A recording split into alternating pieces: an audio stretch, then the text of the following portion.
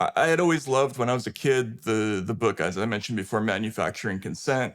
I grew up in a family of journalists. My father was a television reporter.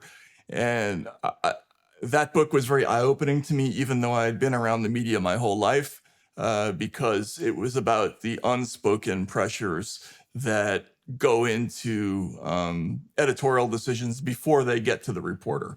Why are some stories assigned and not others, right?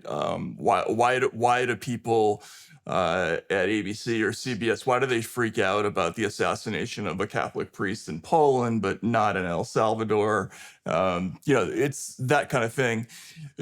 I always thought that book was interesting, so I wanted to do basically a new version of that for the internet age and see if anything had changed. And I talked to Chomsky before I started writing the book. I said, "Are you okay with me doing this project?" And he sort of said, "Okay." And the premise of the book that I came up with is that the internet had changed the game significantly, and that really for financial reasons, the media business had evolved in this new direction where instead of trying to go for the whole audience, which is how ABC, CBS, NBC made their money in the old days, now they were using the new model, which was what you might call audience optimization, where you pick a demographic and try to dominate it. And that's how we get this basically stratified, fractured media landscape where you have some companies that are selling only to blue-leaning audiences and then some that are only selling to the right. And it's a very successful commercial formula, but as news, it's really bad, because what ends up happening is that you're just giving your audience what they want to hear most of the time, usually about the people on the other side.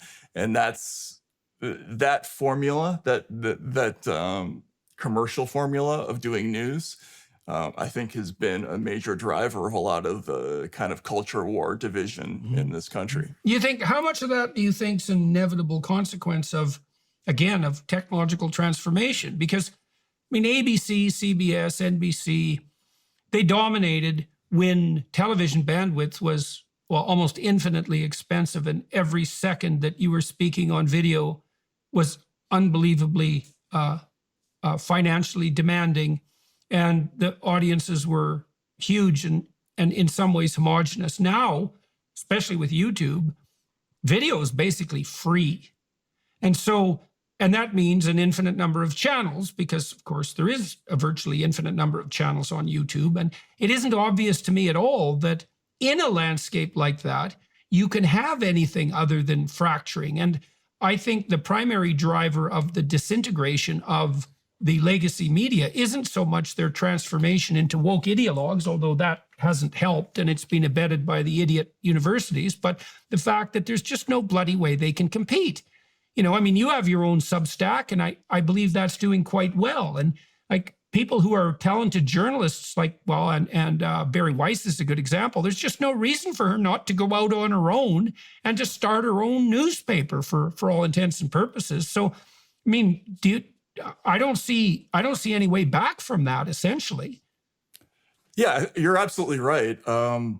In fact, you nailed the main thing about it. I remember I interviewed the former publisher of a newspaper in Dallas, and he said that up until the 80s, the news business was a scarcity business. There were only so many slots in the newspaper to sell want ads. There were only so many hours on TV. There were only so many hours on radio, and those slots basically had limitless value because there was no other way to reach audiences for advertising. You put the internet into the mix, suddenly it goes from scarcity to infinity. All those things that were immensely valuable before are now essentially worthless, and you have to find a new commercial strategy for making money. It's evolved to this place where selling subscriptions is the only way to go. But the problem with that is that it doesn't pay for things like investigative journalism as well.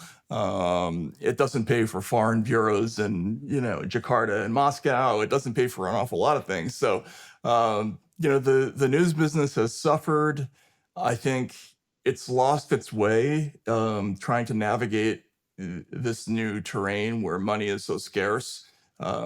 Not knowing whether to chase after clickbait or whether to stick to journalistic principles or what to do exactly.